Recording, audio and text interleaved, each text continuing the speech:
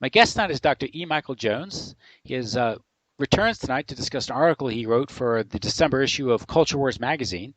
Um, Dr. Jones is an historian and prolific writer. He is the author of many books, the most recent being Barren Metal, A History of Capitalism as a Conflict Between Labor and Usury. Dr. Jones, how are you doing tonight? Good, good. Thank you for coming on. You're welcome. And you wrote this piece in the latest issue, December issue of Culture Wars magazine, which you are the editor of. Yes. Soros or Cyrus, the violent legacy of the Black Jewish Alliance. And there you kind of tear off the progressive veneer, or at least the official narrative of the civil rights movement, and also this alliance that many have written about between the civil rights movement, blacks and Jews, and many have attributed this to the sort of the progressive nature of the Jews. And you take a different interpretation of this relationship. How do you want to get into this? Tell us about this. Well, I mean, first of all, the civil rights movement is not the whole story. Mm-hmm. We're talking about an alliance that began with the founding of the NAACP Mm-hmm. in, I believe it was 1913. We're talking about right around that time, the Jewish reaction to the Leo Frank lynching in the South, and basically the beginning of the Jewish attempt to use black people as their proxy warriors in a revolutionary struggle in the United States. So it began with the founding of the NAACP. It began with it talked about lynching.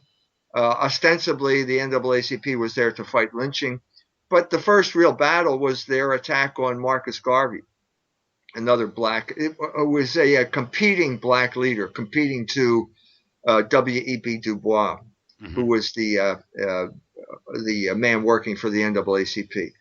Marcus Garvey went to NAACP headquarters and walked in, and he realized there were no black people there. This was in the 1920s. It was all Jewish lawyers. So it was basically a Jewish operation funded by the Spingarn brothers. Amy Spingarn, the wife of one of the Spingarns, was a big promoter of Langston Hughes and black poetry, black literature, and the Harlem Renaissance. So this is how it got started. And the culmination of it, I guess their biggest achievement would have been the civil rights movement of the 1960s. So I try and situate the civil rights movement in that context.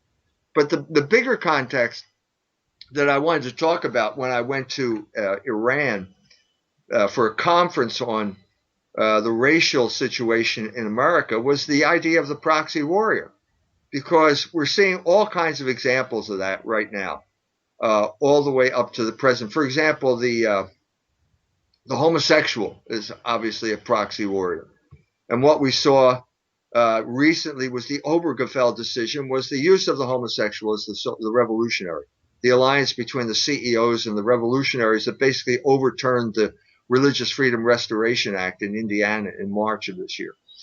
But we're also talking about the use of proxy warriors in the Middle East. Syria, ISIS, those people, they're proxy warriors who have gotten out of control, which is oftentimes what happens to proxy warriors. We're talking about irregular warfare. Liddell Hart referred to it as that. He said that the guerrillas that the English funded and supported during the Peninsula Wars against Napoleon were the first example of England getting involved in paying proxy warriors. He says it's always a bad idea. You always attract criminals to your cause, and they always get out of control, and then you got problems, because when you can't turn these people on and off like a light switch. It just doesn't work that way. So that's what I wanted to talk about. And then in Iran, I also wanted to talk about Ferguson, because that was the big topic. And it turns out that the Black Jewish Alliance has come back again. Here we thought it was dead. 1967, Harold Cruse wrote the obituary. Harold Cruse, being the head of the Black Studies program at the University of Michigan, wrote the book The Crisis of the Negro Intellectual, in which he said that he talked about his experience as a communist, a black communist from Harlem, who thought he was signing up for something and ended up being a proxy warrior for the Jews who ran the Communist Party in this country. And once that word came out, the whole atmosphere, the temperature dropped. We're talking about 1 year before Martin Luther King is murdered. The whole black movement starts to get increasingly violent. You're talking about the rise of the Black Panthers at this point as the replacement for the Southern Christian Leadership Conference, as the kind of paradigmatic black organization. But you're also talking about one more instance of proxy warriors. The Black Panthers were a Jewish fantasy created by David Horowitz, who's now a neoconservative Zionist, and Bert Schneider, who made a lot of money off of Easy Rider and other Hollywood ventures.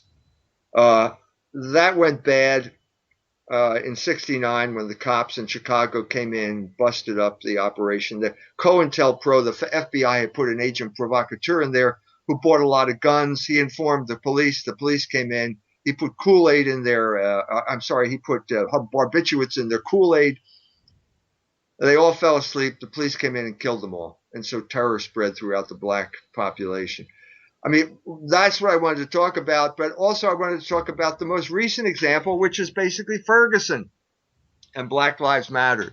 It turns out that George Soros, the big Jewish magnate from Hungary, through his Open Society Foundation, has put $33 million into the groups demonstrating in Ferguson and Black Lives Matter. So what we saw over the summer here is, once again, the resurrection of the Black Jewish Alliance, the resurrection of the Jew money man behind the scenes funding black revolutionaries. After the Jonathan Butler was one of the big revolutionaries in Ferguson, he went to University of Missouri in September, and they staged a successful revolution at the University of Missouri. He went on a hunger strike, got the football team to boycott the game, and drove the president and chairman of the board out of the university. The University of Missouri now has a black president. So there you have it, the resurrection of the Black Jewish Alliance and the continuation of this tradition of proxy warfare. And the situation in Missouri is now a confirmed hoax, from what I understand. You mean the poop swastika? That and the Klan, and it's the the young man who went on strike, supposed strike, said that he'd been on the university for 7 years and he never felt safe, which I thought was rather strange. This is preposterous. If there's one place that goes out of its way to remove the least aspect, a scintilla of racist thought, it's the universities. Academia, and it tells you the priorities there, because the president was unmoved until the football team went on strike. That's right. So there's the real power. There's your priorities. And so I was there at Mizzou a week or so ago, and the guy, my contact there, told me they had a losing season anyway, so it didn't really matter. No team that's in the running for the national championship is going to boycott. Well, yeah, that's not going to happen. Yeah, too much money involved in that. Yeah, and that's a good example of that. Is that the Missouri situation, which was ludicrous on its face. But you get in. It's basically what you're saying is a lot of these movements, what are these development of these groups like the Black Panthers, Civil Rights Movement. These aren't entirely organic, or they're co-opted immediately and used for some. Social engineering scheme or political objective by an outside group, a more powerful group. In this case, the Jews, or maybe even the Central Intelligence Agency in some cases. Well, I mean, the FBI got involved in turning the spigot off on the Black Panthers, but that's just part of the game here. Yeah. When they get out of control, then you kill them. Don't we have movies about this? Isn't this what the Bourne Identity movies are all about? Mm-hmm. The agent, you create this guy, and then he turns out that you don't like what he's doing, and then you kill him. Well, that's what supposedly is going on in Syria right now. We're going to turn on them. We're turning on ISIS, although that is so complicated and it's such a sham. Yeah. I hesitate to use that as an example. Well, yeah, that warrants a whole series of shows to explain what's going on over there. Yeah. Yeah. But this notion of destabilization, this is a kind of a. Well, you mentioned George Soros, and of course he's involved in destabilization at home and also overseas. With the Ukraine and. Absolutely, he was heavily involved in the in post-communist Eastern Europe, funding all sorts of groups with the Open Society, all sorts of revolutionary operations. We had all of these CIA color operations, Mm-hmm. color revolutions, all the way up to the 2009 attempt in Iran to overthrow the election. The Russian government has finally wised up, and they banned Soros's one of his foundations in Russia because they realize it's a fifth column. He's trying to overthrow the government. This is the way we overthrow governments now. You know, it happened. This is sort of what I was trying to tell the Iranians, that the situation in Indiana is really no different than the situation in Iran. Basically, Iran was the beginning of this whole project Mm-hmm. with the overthrow of Mossadegh in 1953. This is when the CIA entered the White House. C.D. Jackson, the CIA operative, was Dwight Eisenhower's campaign manager, and then he became his chief of staff. And then he got into the White House, and they started coordinating all of these operations, including bringing Time Life into as the propaganda ministry. C.D. Jackson was on the CIA payroll. He was a chief of staff at the Eisenhower White House, and he was also involved with the Luce Empire as Harry Luce's chief factotum. And it was David Wemhoff who has the book about that operation against the Catholic Church. Right. We just got back from a press conference of the National Press Club trying to promote Dave's book, John Courtney Murray, Time, Life, and the American Proposition, How the CIA Changed the Catholic Church. Mm-hmm. So we're talking about a tradition that started in 1953, and they've never changed the playbook. It's like Princeton and the SAT test. You know, they never changed the questions. So after a while, it was easy to get, a perfect score because you knew all the questions and all the answers. So this scheme has gone on. It happened in Iran in 2009. Again, all those people with their green bandanas, you know, all these NGOs funneling money to demonstrators and so on and so forth to overthrow the election. It didn't work in 2009. If you want to see the story, their version of the story, there's a film out called Rosewater, directed by Jon Stewart, that tells the story from their point of view. But from the Iranians' point of view, it was a coup d'etat, an attempted coup d'etat, and finally the supreme leader stepped in and certified the election, said the election was valid, and they circumvented a revolution. In Indiana, on the other hand, the governor allied himself with the CEO and allowed the CEO to come in and overthrow the Religious Freedom Restoration Act. But it's the same modus operandi. You've got this some type of guy complaining, some type of group complaining about human rights violations, which then allows the United States to come in and covertly overthrow your government and put in their goons who will then give you real human rights violations, which is what we're seeing now in the Ukraine. Another example of exactly the same thing. And same thing in Syria too, apparently, yeah. But the difference in Syria is it's not working. Yeah, they underestimate the popularity, or at least the support of the Assad regime. That's right. Yeah. And they also underestimated Russia's tenacity in resisting this. So the Ukraine led to the Crimea going back to Russia, and then Russia, with its back to the wall, said, "We're not giving another inch." Yeah, and then they. That was also similar back in 2008 with Georgia too, right?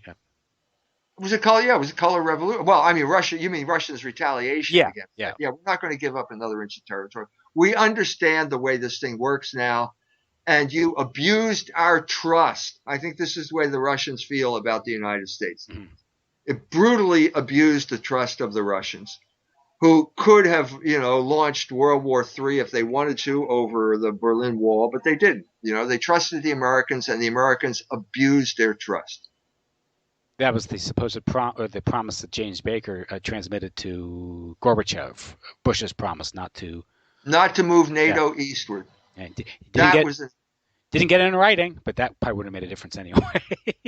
That was an abuse of the trust of the Russians, and also the Soros inspired looting operation of Russia, where Soros's friend Jeffrey Sachs and the Harvard boys engaged in a ruthless looting of the Russian economy.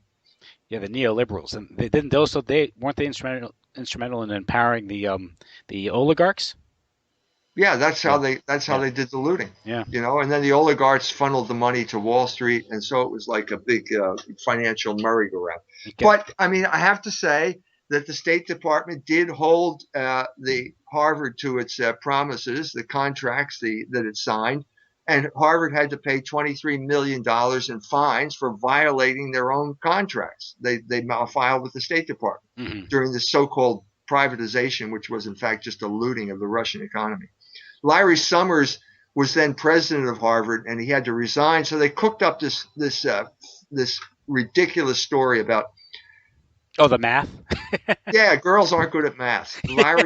Larry said something really bad, like really naughty about girls and math, which is the cover story they cooked up to get him out because Harvard just had to pay $23 million in fines for looting the Russian economy. Yeah, Larry Summers is the one that wrote that memo when he was at the World Bank, but it was okay to dump pollutants on Africa because their life expectancy was short anyway. So this is the caliber of people we have running the Treasury Department at Harvard. These are the guys who fail upward. These people are condemned to fail upward. But again, what happened here with the Black Jewish Alliance was that the Jewish elite raised a lot of money for the civil rights movement, and when these uppity revolutionaries didn't got resentful about being told what to do. I think this occurred during the teacher strike, 1967. That Right? was the final nail in the Yeah. coffin. I think the real change took place when the leadership, the behind the scenes leadership, told Martin Luther King he had to go to Chicago. Mm-hmm. Now the story I've heard, this was the research I did in the Slaughter of Cities. I tell this story in the Slaughter of Cities.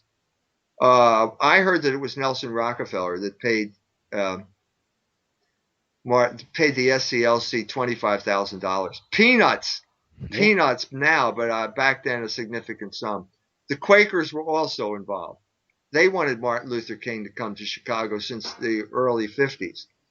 Uh, This was to bust up the ethnic neighborhoods, right? yes, there. Well, what else could you do in Chicago? That was the big thing. Mm-hmm. I mean, the Jews were. Stanley Levison never stopped being Martin Luther King's main fundraiser. So the Jews were also involved, but the Jews were involved locally in Chicago. Mm-hmm. I mean, Louis Wirth, who is the father of social engineering in the United States of America, was a Jew, and he was working at the University of Chicago. And he is the true author of An American Dilemma, you think? I think. I mean, it was a joint venture, but I mean, the one guy we know who didn't write it was Gunnar Myrdal. I mean, we can be sure of that. He could not have written that book. I mean, I can write 1,400-page books, but I can't do it the way Gunnar Myrdal did, by coming over here, doing the grand tour, and then leaving when Hitler involves Norway. It's just Mm-hmm. not going to work. And he admits it in the preface to The American Dilemma as well. He said he put it into the competent hands of Samuel Stouffer and Frank Notestein. Mm-hmm. Well, that's the military intelligence. That's OSS. That's OWI, and they're Yeah. the ones who wrote the book. And that story again. Of course, I've read. We did a show on that. Actually, a couple shows on that actually, and I highly recommend that book to get into the details of that story. But that again, what we're dealing with here is social engineering, and certain groups are exploiting, I guess, real fissures, real problems in the country, but their goal isn't to resolve these problems or to bring about some sort of progressive nirvana. It's to actually exacerbate these differences, divide and conquer.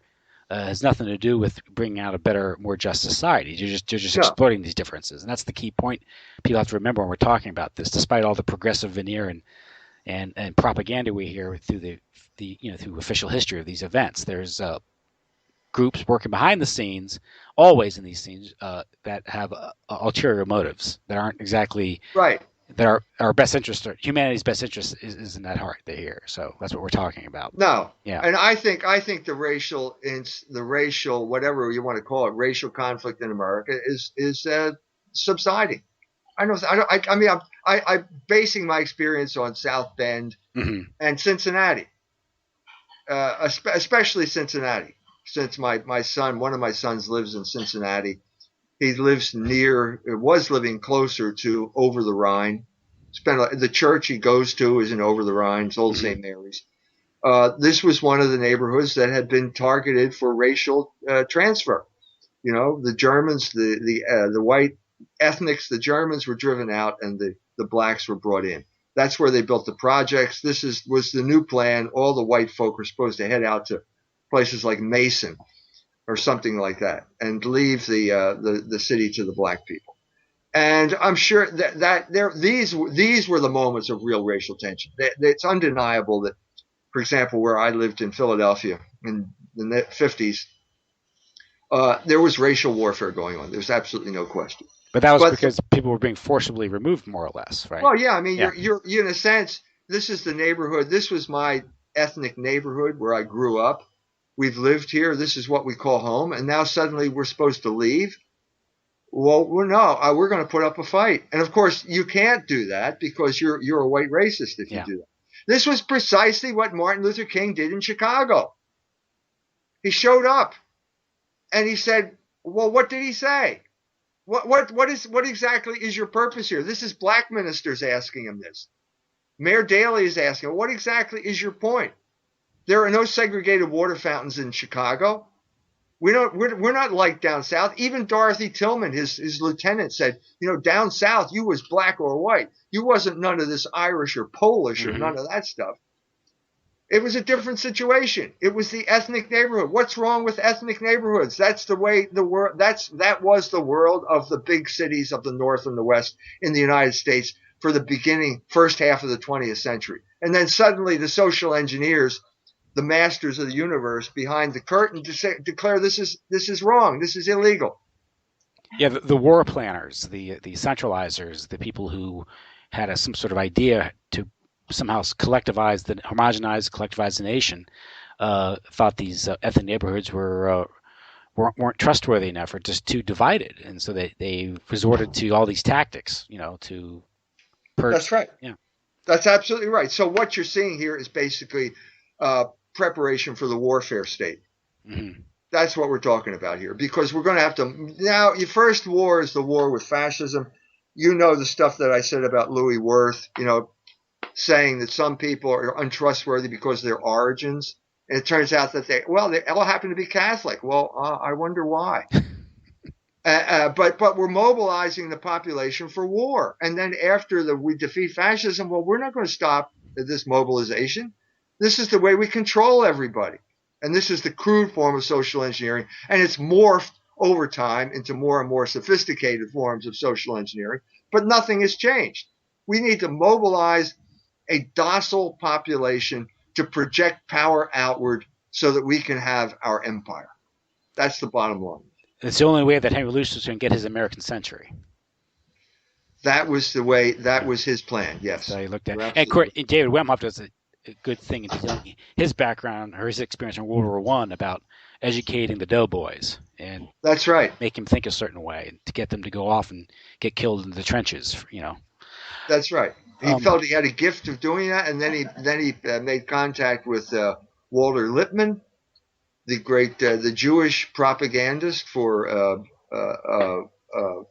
controlling the masses through controlling ideas, and the result was Time magazine, mhm. which after World War II became the propaganda ministry of the United States. And also, let's be honest, it was engaged in black ops as well. The black op against the Vatican Council.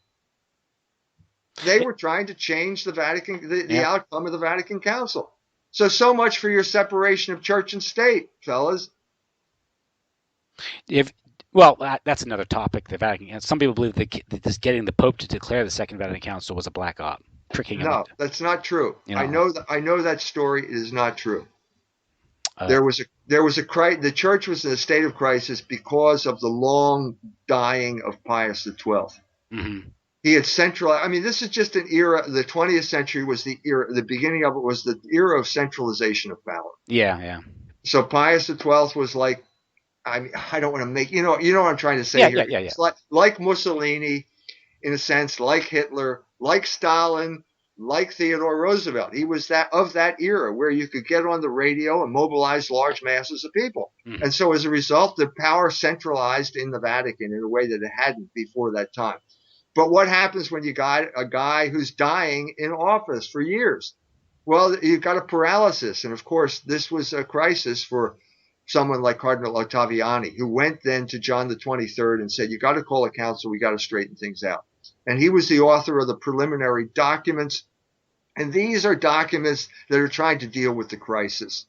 And the two sides of the coin. There's the Soviet threat and there's the American threat from an Italian perspective to Catholic cultures throughout the world, throughout Europe, especially. And that was the basis for the council. But of course, the CIA had been involved in Italy ever since the end of World War II, trying to manipulate outcomes there. They didn't want Italy to fall into the hands of the communists. Luce had his wife appointed ambassador, U.S. ambassador to Italy, because he knew this was a crucial battle and he wanted to be involved in it. And Claire Booth Luce, right?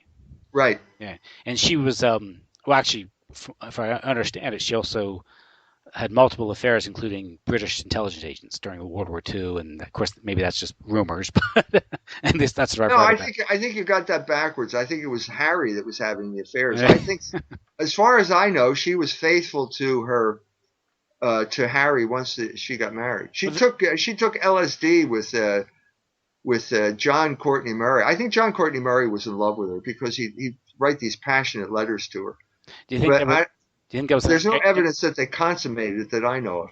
Do you think there was an MK Ultra angle there with LSD? I don't know exactly. Well, Gerald Hurd was the guy who got them involved, and Gerald Hurd was connected to Aldous Huxley, and Aldous Huxley was the guy who brought LSD over here. Yep. Yeah. Now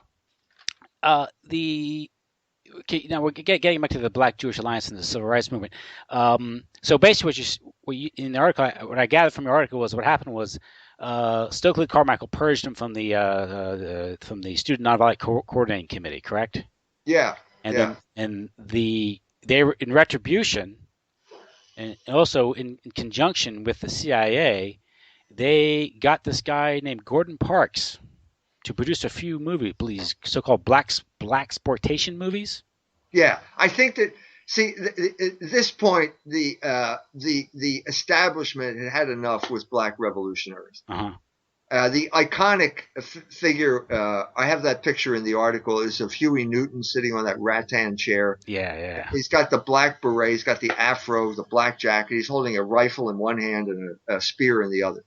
That image led to that was the image of the black revolutionary. And at this point, the government decided they had enough of this. The FBI had come in with their COINTEL program and murdered all the Black Panthers in Chicago. What we now know is that Time Life and the CIA were involved in creating a new image. And this was the job of Gordon Parks. Gordon Parks was a black man who was also a photographer for Time Life. His job at Time Life was to infiltrate black organizations.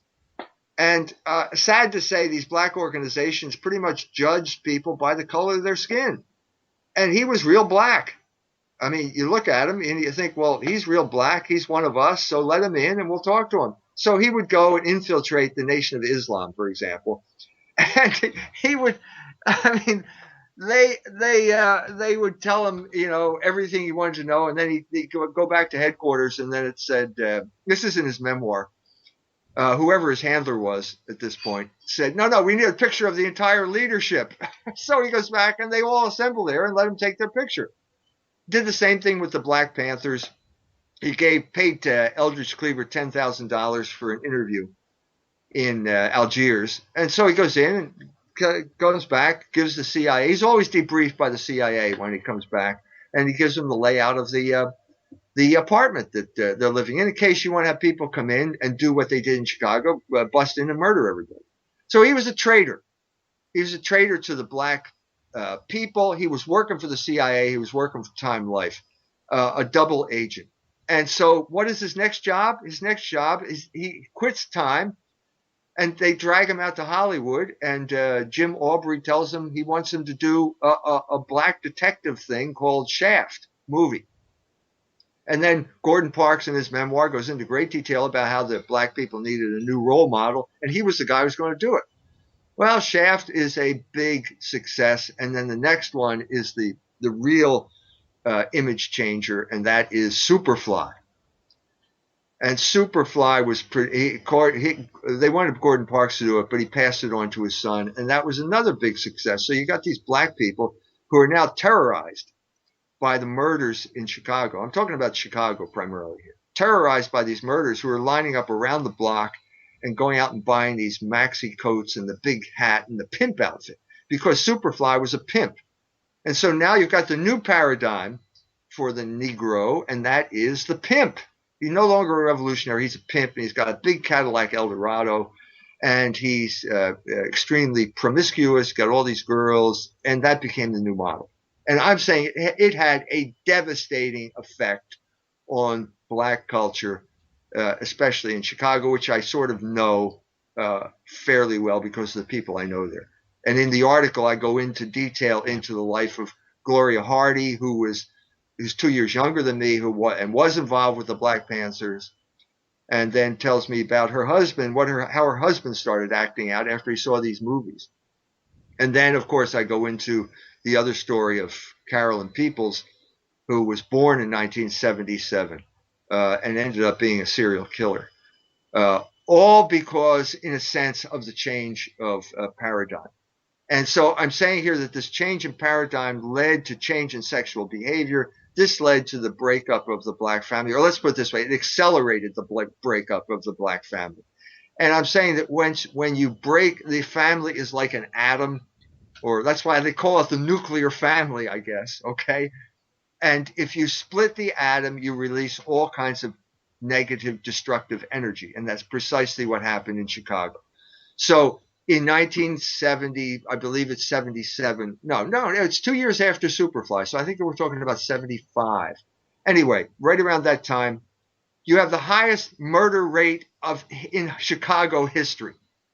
790 people got murdered in Chicago in 1975, I believe. It's in the article. I don't know the exact date. 80% of those people were black. 80%, that means black people shooting other black people. And I'm saying it's now down to 430 as of last year. But that's a lot of people. And I'm saying if Black Lives Matter, why are we talking about one guy in Ferguson instead of 430 guys in Chicago? It doesn't fit the narrative, yeah. So they have to. It doesn't fit. You're exactly right. It does not fit the narrative because the narrative is white racism. The powers that be now want to resurrect the myth of white racism, or the aura of white racism, and that's what happened in Ferguson. Michael Brown was, engaged in robbing a convenience store, swaggering down the street. Darren Wilson sees him. Michael Brown tries to take his gun away, and ends up getting shot, and that gets turned into a national incident because of Soros money and the complicity of the Jewish media. With Gordon Parks, and he was handed a screenplay for Superfly by Jim Arbery, who was the MGM honcho. Yeah. And in the article, you suggest that, or at least Gordon Parks' widow or ex-wife says that he was CIA all the way. That's what she said. Yeah. But I asked her. I asked her. Yeah, it was his third wife. I said, "Was he a CIA agent?" She said, "No, that's ridiculous." And then she starts saying all these other people were, and he would say he had to be debriefed every time by the CIA. So it's like a semantic. We're talking about a semantic. Well, we know how that works. I mean, CIA and Hollywood, they're not really separate. It's at that level. The people who control Hollywood are all tied into the people who have interest or control the intelligence agencies, corporate America. It's like separating ExxonMobil from the CIA. Or Time Life from the CIA. Yeah, Time Life's a good example. Harry Lewis would be briefed by the CIA guys. They'd come to Time Life. He didn't have to go there. They would. I mean, that went both ways. Mm-hmm. But he would be briefed. and they would say, well, look, we need a new paradigm. That I mean, well, that's the type of thing that they would be there to do. That's exactly why Gordon Parks was hired. it's interesting because that whole scenario, which prior to reading your article, I was familiar with blaxploitation films and laughed at them like everyone else did, but wasn't familiar with the intrigue behind them. But once I read the article, it was very plausible because I'm familiar with Time Life and their role in shaping the culture, and they're also how they've been tied into the intelligence agencies. There was Gordon Wasson's operation with Life in 1957 with the magic mushroom promoting psychedelic drugs, and that was been exposed as part of the MK Ultra project and putting that story on Life magazine. There's also, you may not be aware of this, but Gloria Steinem has since been exposed as a Sure, CIA. I was aware of that. Yeah, yeah. So it's if you read her back, and she admits it now, but she went to Smith College, despite coming from a very poor family. It's a very elite school, and she was a recipient of a Chester Bowles Scholarship, which is the CIA scholarship, which was awarded. She was the first one to receive the scholarship, and the last one to receive the scholarship. you know. But she went on to this is where it's relevant is with Ms. Magazine, similar operation. They're kind of a divide and conquer thing, Sure, culture degradation. But sure. but Ms. Magazine published an article called at least it was an article called "Black Macho and the Myth of the Superman" in 1978, and it was supposedly written by Michelle Wallace, who was a 22-year-old black woman, but people think, or at least suspected, that it was ghostwritten by Steinem herself. But her background, and that was done to promote black feminism and degrade the black male, which is a part of I think the overall agenda here was to destroy the black family, male authority. But but she was in league with Cord Meyer. She dated this guy Stanley Pottinger, who was a Nixon and Ford DOJ official who covered up Yeah. the You know what? There's a pattern here too, and yeah she's the female version of it, yeah but it goes all the way back to the Jacobite Rising of 1745, mm, when they conquered the Highland Scots, and instead of just taking them and exterminating them, they sent their sons, the sons of the lairds, to Cambridge and Oxford. yeah. Adam Smith was in France with one of these scions, and he died. He up and died, and he had to take the body back to England. This is perdured through things like the Rhodes Scholarship, for example, which is another vetting process where they seem to like orphans. They Mm, seem to like fatherless men. Both Adam Smith and David Hume were picked by the Whig oligarchs for scholarships at Cambridge and Oxford, and they were both, neither man knew his father.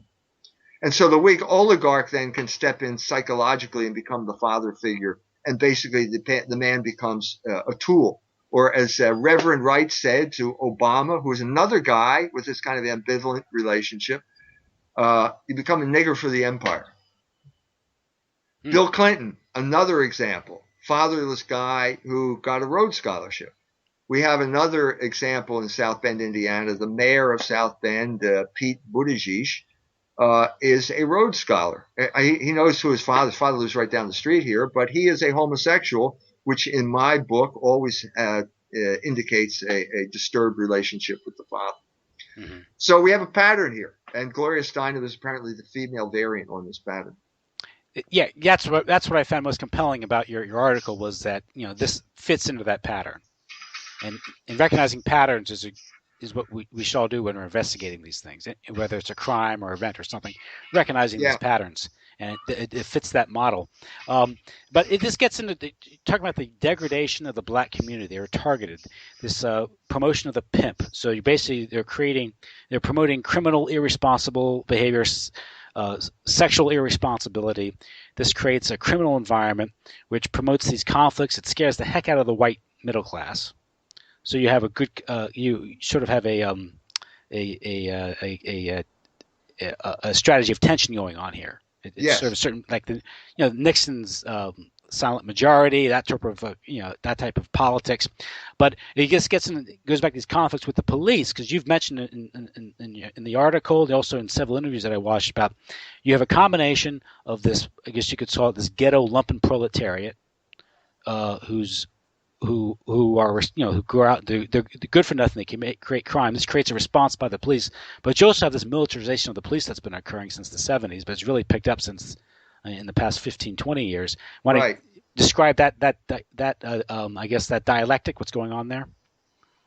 Yeah, the government is forcing or pressuring local police departments to take on military style weapons and even military vehicles. We have the situation in South Bend, Indiana. As I said, this man who is now mayor is an agent of the elites. He's going to be promoted. He's like got a charmed life now. So the first thing he does is fire the black police chief, who's a local guy, and bring in some mercenary from Tajikistan. The guy first thing he does is order $450,000 worth of equipment from some company to fire like speakers or microphones to pick up shots on the west side or something like that. And then, I mean, I have to say I'm involved in this a little bit. I denounced this as the Israelicization of the police force. There's a little bit of flack. And then it turns out the guy quits. Okay. Or I think what happened is the mayor threw him under the bus to get the black vote. So he goes to work for the company that paid that he got the $450,000 contract for. And So so this it is and so it goes. so this is so now there's a bill before city council trying to ban a revolving door bill based on this type of scandalous behavior. But what you're seeing here is basically, as I said, the Israelicization of the police force, where the police are the Israelis. It's not a local police force. The police are trained to be the Israelis, to look upon the local population as the Palestinians. Mm-hmm. And this tension is already there with the black and white thing, which then gets exacerbated. So you have the vicious circle where the black people are constantly being told that they have these grievances that allow them to basically treat authority with contempt. Okay. And then you've got the police department getting more and more nervous because the black people or people in general have lost respect for their authority. So it's a bad situation. And of course, Bad situation. with the breakup of the family in the black community, that's I think illegitimacy was like 12, 13% in the beginning of the 60s. Now it's closer to 80%. Yeah, yeah. And that deplorable state, of course, creates a situation in these communities. You know, the pathologies of the ghetto that we've come to, all know and love, creates. I mean, it creates this environment where high crime, violence. This, I think, a lot of this was intentional because it plays into the politics. Sure, You it's know, a way of yeah. removing political opposition.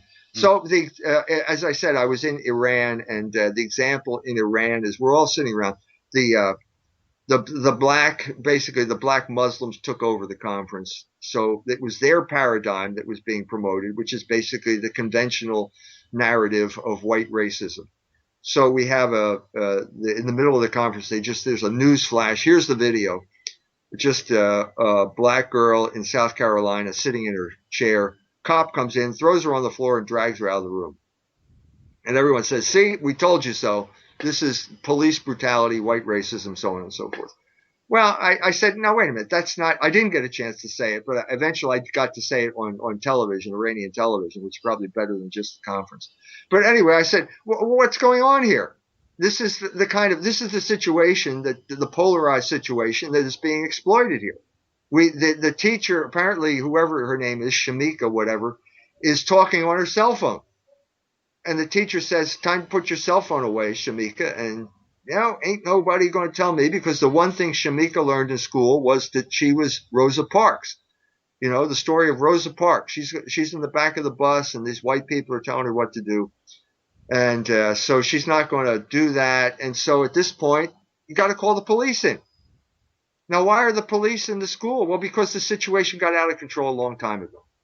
So the policeman comes in and says, Shamika, it's time to hang up your cell phone. No, ain't no, and so on. So he grabs her and throws her on the floor and drags her out. That's the situation.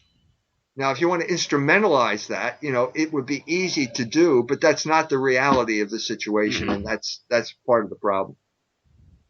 And that's again what you're going back to, that lumpen proletariat attitude.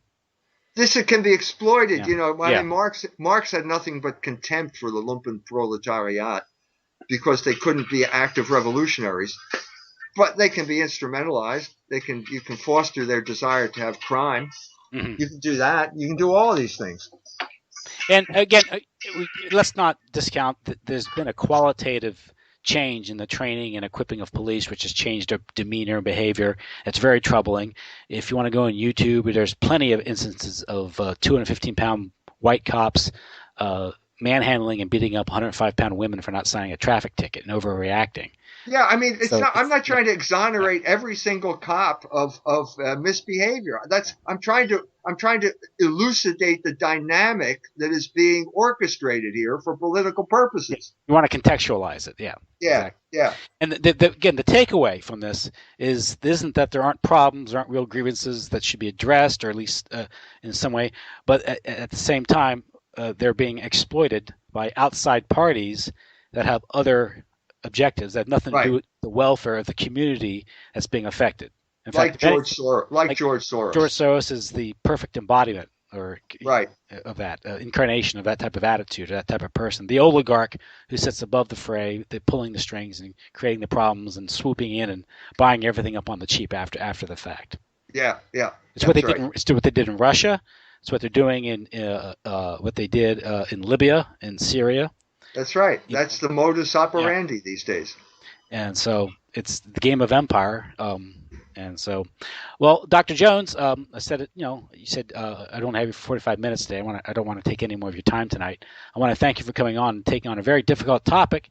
But again, I think in that article and in your various interviews, you've covered a dimension to this thing that very rarely ever gets discussed, but it has to be discussed because it is not the only consideration, but it is an important dimension to the story that needs to be understood because it doesn't just isn't we're not just talking about Ferguson or Baltimore or Missouri. We're talking about the whole world at this point. This is going Right. on all over the world. Absolutely. So Absolutely. Thank again, you. thank you. And again, it's culturewars.com. CultureWars.com, the December 2015 issue. And okay, well, listen, I want to wish you a happy, a Merry Christmas and Happy New Year then, and good night. Thank you. Good Thank you. night. Bye bye. Bye.